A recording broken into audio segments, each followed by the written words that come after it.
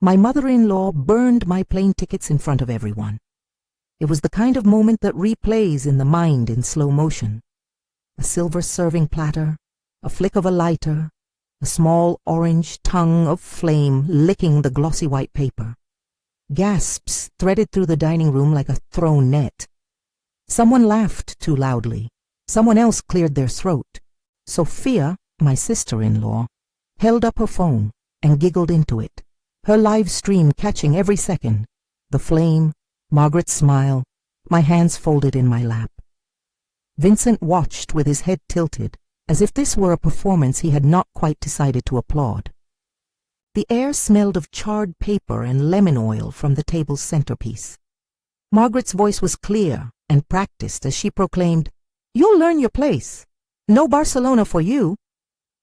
Her words weren't aimed at me alone. They were a broadcast, a lesson wrapped in spectacle for 40 curated witnesses. Her audience was perfectly chosen. Friends whose likes later that night would look like alliance, acquaintances who would later say they'd always known something was off, influencers and sponsors, and the kind of people who make private cruelty into a business asset. I felt the lighter's heat on my face as the tickets curled and blackened. The sound of the flame was ordinary, nothing like the internal thunder I expected. My first impression was not pain. It was a clarity so bright it felt surgical. This was not a one-off humiliation. It was a ritual. They had rehearsed how to make me small in public. They had rehearsed how my voice would tremble, how my cheeks would flood, and her followers would taste the spectacle. People expected me to cry. They expected the picture they could caption. They expected the sob, the social media clip of the sad wife, the helpless woman. They wanted a story with a clear protagonist, Margaret the matriarch, Vincent the conflicted son, and me reduced to the sympathetic background. They were wrong. Instead of tears, I reached for my phone. I thumbed a name I had saved in secrecy months before. I did not shout, I did not accuse. I said, "Now." That single word, small, deliberate, was not dramatic. It was the quiet detonator for everything that followed. What they saw in the next minute, what crowds and cameras and the family would later overinterpret as either coldness or calculation, was in fact the concentrated result of 18 months of steady, methodical work.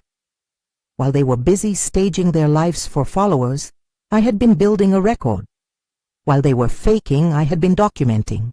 If this story lands on you in any way, if you've ever been publicly humiliated or felt gaslit in front of people, please like or subscribe and share this with someone who needs to know they are not alone.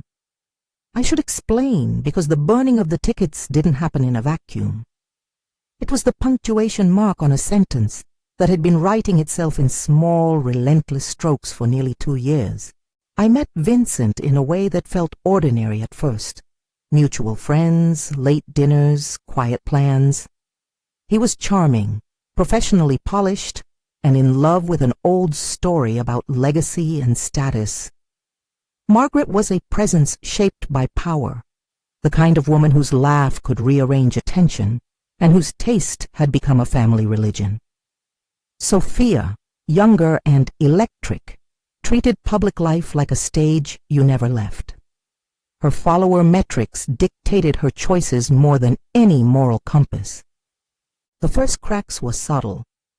A comment here about keeping expectations realistic, a joke about what I could and couldn't afford, small slights dressed as concern. I shrugged most of them off. I was trained, like so many of us are, to minimize and forgive because of the cost of confrontation. A social calendar upended, the son's resentment, an estrangement that looked bad on paper, but private slights became public performance. At a cocktail party, Sophia posted a story where I was cropped out of a group photo and labeled with a mocking emoji. At a charity gala, Margaret loudly refused to sit near me for the sake of optics. The patterns multiplied. Then came the finances. The first time I noticed something irregular with family money was a bank notice I received that had been mistakenly mailed to our shared address. It was an invoice. One of those small, glaring dots that, when connected, make a picture. I kept the envelope. I photographed the invoice. That innocuous act was the beginning of a habit. Every odd receipt, every unexplained wire, every sponsored campaign that paid into shadow accounts rather than official family businesses, I filed quietly, photographed, saved. I do not have the temperament for melodrama. I have the temperament for lists. I'm a woman who learned to value data. I learned that people who hide things leave traces. A duplicated invoice, an inconsistent contract date, a misclassified line item. I started keeping copies and a running journal of dates, times, and places. Some nights, I sat at the kitchen counter with a highlighter and my laptop, making sense of what looked suspicious and what might actually be nothing. It was painstaking, tedious work, frustratingly banal, and therefore perfect for unspooling a public lie. I called Graham Weber 6 months into my quiet collection. He was a forensic accountant Patricia recommended in a preliminary consultation. Graham smelled faintly of espresso and skepticism. He had a way of looking at a spreadsheet and making it confess. He walked through the financials with me, not as a drama queen, but with the clinical patience of someone who spends his days translating deception into charts. He told me what every lay person shears over. Anomalies aren't proof by themselves. Anomalies add up. Patterns prove intent. Andrew Park came to me more unexpectedly. He was Sophia's husband, yes, but he hadn't yet learned the performance. In private, he was bemused by the family theater. In our conversations, he began to feed me details that later correlated with bank transfers and promotional schedules. He never wanted the spotlight. He simply wanted truth. Andrew's quiet corroboration mattered because it gave context to things that would have otherwise been fringe evidence, an indoor voice confirming what a ledger suggested. Patricia Morrison became my lawyer after a 3-hour lunch that felt like a cross between a legal deposition and a confessional. Her opening line, "You didn't do anything stupid, you just didn't know what to do with the facts," was more compass than consolation. She explained the options that were realistic and moral: documentation, civil remedies, and when necessary, criminal referral. We did not make threats. We planned defensible action. We organized the evidence so that if a federal agency or media outlet asked for verification, we could deliver audited timelines, receipts, and expert testimony. This was not a whirlwind affair. It was months of stacking small truths until they became a structure that could hold its own weight. I documented dinners. I saved emailed contracts. I kept bank statements. I had conversations recorded, sometimes with consent, sometimes as contemporaneous notes I later corroborated. The rule I set for myself was simple. Whatever I created had to be admissible. Whatever I claimed had to be provable. When Margaret set those tickets alight, she thought she was theatrical, that she had manufactured the denouement.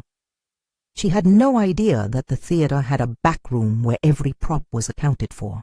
Back at the table, my now started a cascade. It was not illegal or theatrical.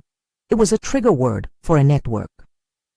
Patricia began calling contacts at the agency we thought right for the case. Graham uploaded a final summary to a secure portal and noted everything he'd found. David Chin, my media contact, prepared a controlled release with verifiable documents and sources. Andrew placed a call to a family friend who confirmed dates and helped with witness statements. We did not leak. We verified. We did not incite crowd judgment. We enabled process. At the restaurant, the air thickened. Conversations dulled to the hum of surfacing realization. Vincent's face remained a portrait of someone watching a show he assumed he could edit later. He had practiced ambiguity long enough to be fluent. Margaret's laughter, which once anchored rooms, began to sound smaller. This is the trick of public cruelty. The louder you try to be, the thinner your power becomes when confronted by methodical truths. When my phone buzzed with a single confirmation message from David, "We'll publish in the morning," Authorities served warrants tonight. The lightness I had felt earlier settled into a steadier state. Not joy exactly, but satisfaction. The satisfaction of justice aligned with patience.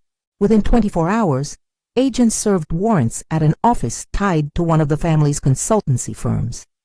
They did not broadcast it on the sidewalk for cameras. They followed procedure. Journalists, after reviewing our verified documents, began to publish.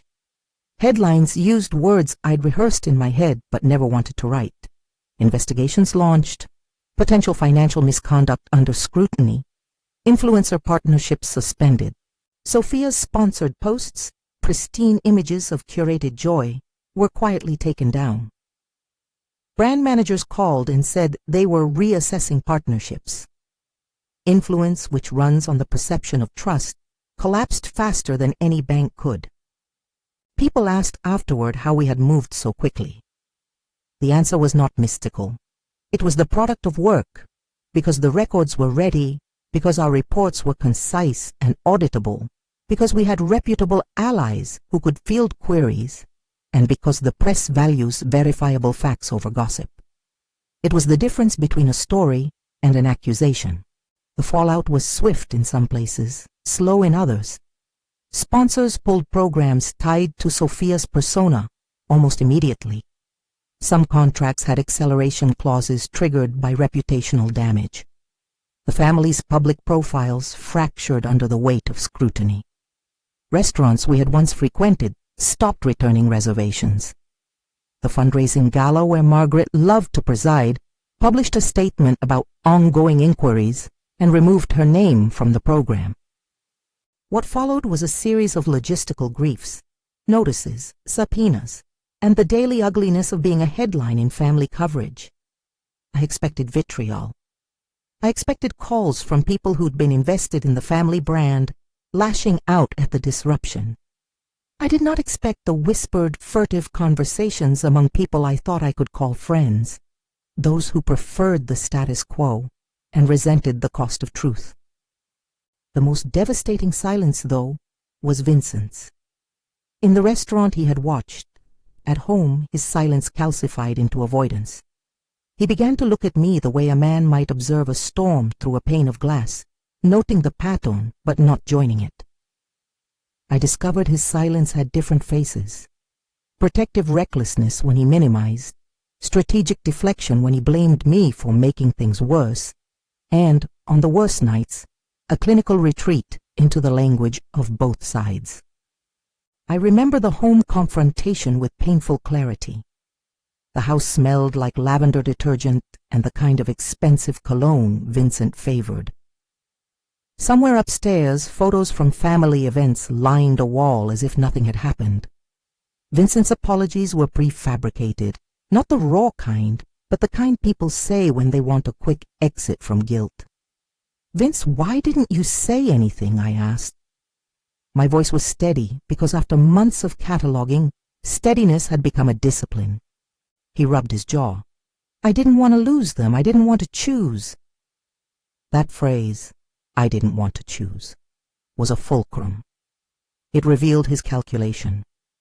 He valued harmony more than truth, or perhaps he valued the image of harmony. He was, in that moment, protecting a life that would be comfortable in the short term and compromised in the long term. For him, the cost-benefit analysis favored silence. I sat him down. I opened my laptop and clicked to a folder called simply Timeline. The screen glared in the dim living room like an accusation. I showed him receipts, emails, contracts, deposit slips, and the chart Graham had produced, a visual thread connecting income streams and transfers. I watched recognition cross his face in slow, subtle strokes, numbers he had read before, but now rendered into a story he could no longer dismiss. He began to plead.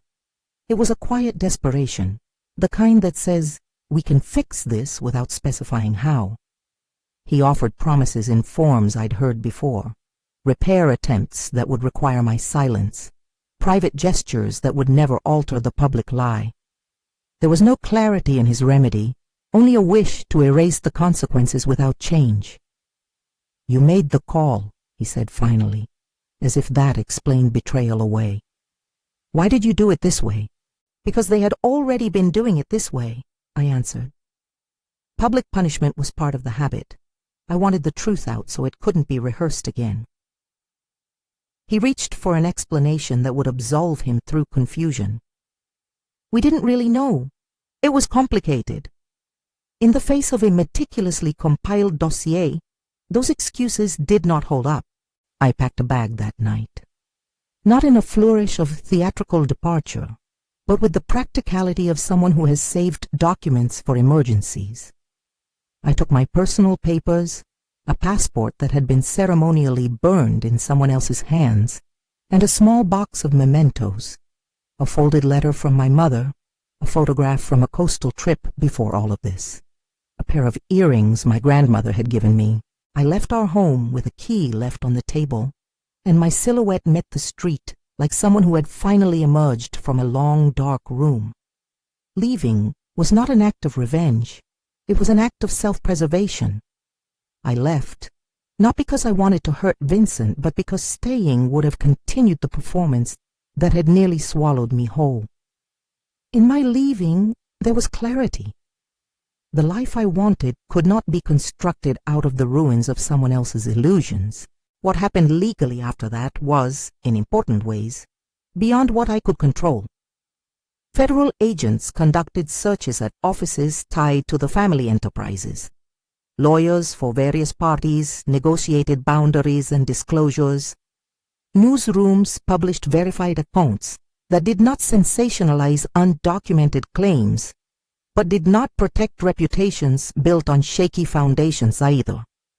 Sponsors and partners, faced with mounting evidence and reputational risk, distanced themselves. Some commercial relationships dissolved in a week.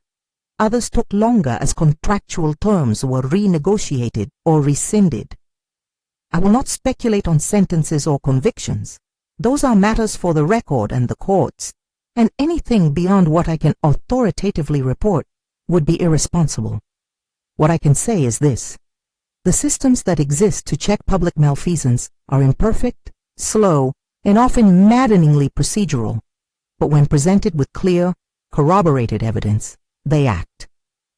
For those who want speed and spectacle, this process will always feel unsatisfying. For those who want truth, it is work-heavy and resolute. The social consequences, meanwhile, were immediate and unavoidable. Sophia's channels that once streamed sponsored content and curated happiness filled instead with silence, and then with a bare statement: partnerships under review. Friends I had known for years unfollowed quietly. Some family members tried to mediate with me, as if my decision to document had been a transgression requiring reconciliation. Andrew's position in this was quietly heroic. He separated himself from performative complicity and became someone who helped me recover items and gave witness statements when required. Professionally, the arc was unexpected in its generosity. The same clarity that had allowed me to gather evidence in private, my ability to organize, to translate chaos into documents, became marketable. I received calls and emails from organizations that valued integrity and leadership and were sympathetic to the cost of holding truth in public spaces. Offers came for roles that offered professional autonomy I had not previously imagined. I accepted one that allowed me to work remotely and to take my life on the road, which is how Barcelona, a ticket that had been smoldered on a silver platter, re-entered my story. The first time on a plane alone after the restaurant, the takeoff felt like a small uprising. The seatbelt clicked. The engines hummed a steady, determined sound. I looked out at the patchwork of clouds like a map of parts of my life, no longer fixed by others' assumptions. I had arrived at a point where travel was not a symbol of having been permitted, but of having reclaimed permission for myself. Barcelona was not cinematic in the grand way the family had intended for their brand photos. It was quiet at first. Coffee at a small cafe where no one knew my family name, a guide who spoke of the city's history in the same tone as if he were sharing a family recipe. I walked the Gothic quarter with sneakers on my feet and a small backpack on my shoulders, feeling the narcissistic gravity of someone else's expectations slide off me like rain. There was a moment in a narrow plaza, a late afternoon sun that turned stone warm, when I realized how much less noisy the world was without the family's broadcast. The only commentary in my head was my own. I ate a small plate of olives and watched tourists take photos that wouldn't mean anything to me. For the first time in a long time, I felt like a person whose value did not have to be mediated through someone else's platform. I did not make a spectacle of my recovery. There was no Instagram reel titled, "How She Ruined Them and Flew Away." My timeline was sparse: friends' messages, an occasional photograph, an email confirming a new job. The quieter the documentation, the truer it felt. Some followers asked how I felt about the family now, as if closure needed to have a moral headline. My answer was not vindictive. I was grateful for evidence that matched the fact, and for the lean, exact work of those who helped me.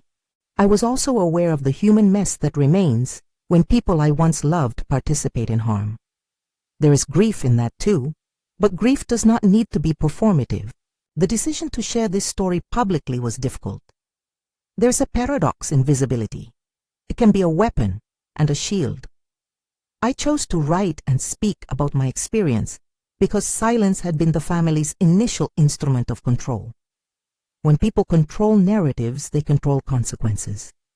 My choice to document and then to allow that documentation to enter public and legal channels was an attempt to redistribute power back toward truth. People often ask what I would do differently. I would say two things. First, trust your instincts. It does not mean acting impulsively. It means taking what your gut notices and letting it lead you to methodical, documented action.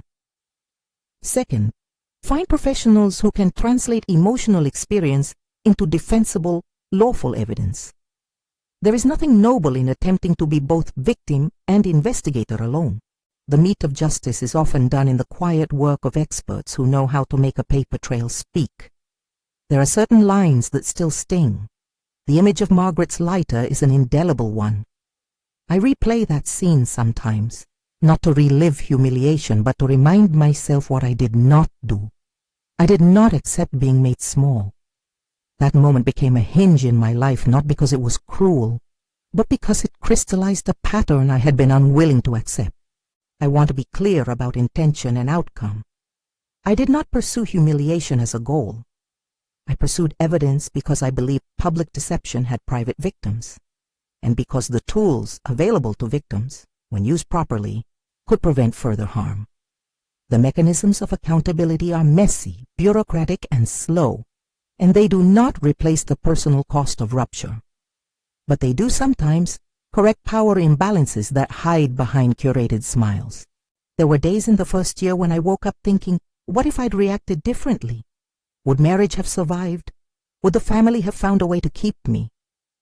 The answer is unclear in the hard sense of the word indefinito, but what I've learned is firm in impact. The life I wanted, one of autonomy and truth, was worth the upheaval.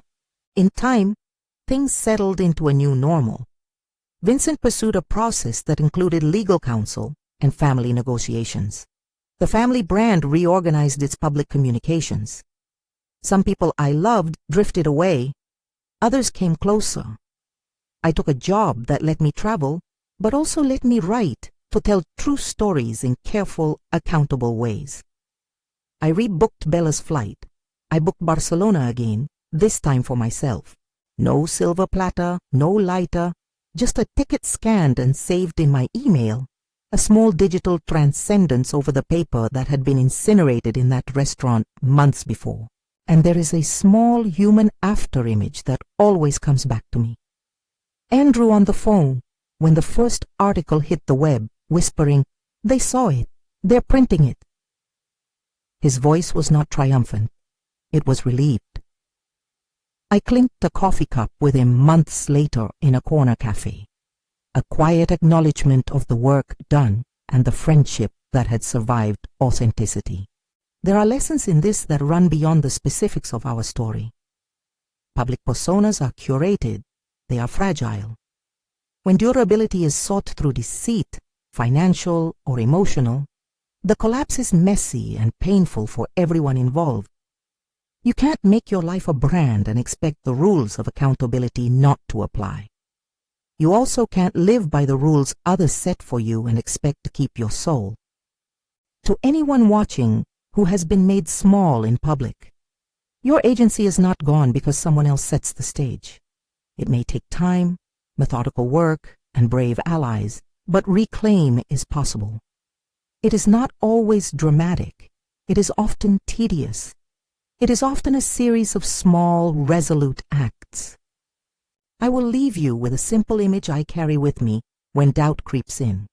The plane window on climb, a strip of city falling away beneath, cloud at the edges, light broadening. It is a reminder that geography changes, and so do we. The tickets burned that night were a symbol of something someone else wanted to control. Reclaiming them did not require grandeur, only proof, patience, and the conviction that I am the person responsible for my life. If you made it to the end of this, I'd love to hear from you. What moment in the story struck you most? The lighter, the phone call, the laptop reveal, or the first step onto that plane? Share in the comments.